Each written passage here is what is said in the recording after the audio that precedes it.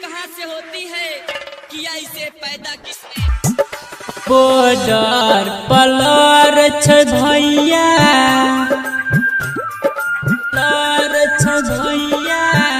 Border पलर भैया नहीं जाने तय कहिया नहीं जाने तय कहिया बॉर्डर पलर भैया नहीं जाने ये तय कहिया होतहि राखी बिना सुन कलाई रे ना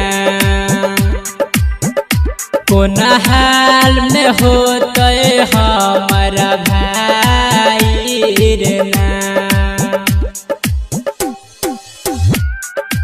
Presented by JM Music।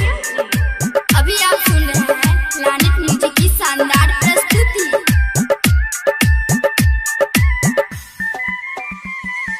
DJ Munna Raj, DJ Munna Raj, DJ Munna Raj, हिटकी बजा।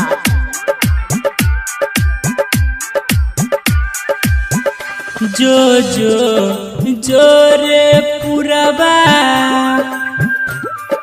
जो रे पुरबा जो जो रे पुरबा लके आई है उनकर खबरबा लके आई है उनकर खबरबा जो जो रे पुरबा लके आई है उनकर खबरबा खबर सुनी ले बोए मन के मनाई रे ना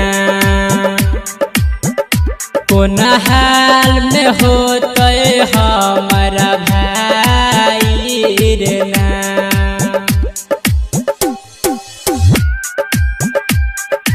अभी आप सुन रहे हैं प्लैनेट म्यूजिक की शानदार प्रस्तुति। Presented by JM Music। DJ Munna Raj, DJ Munna Raj, DJ Munna Raj, हिटकी बजा।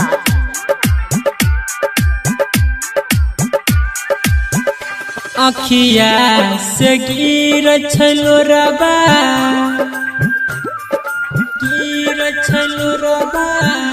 अखिया से गिर छलो रबा भगेल साँझ से भोरबा भगेल साँझ से भोरबा अखिया से गिर छलो रबा भगेल साँझ से भोरबा सुखा गेल थाली के मिठाई रे ना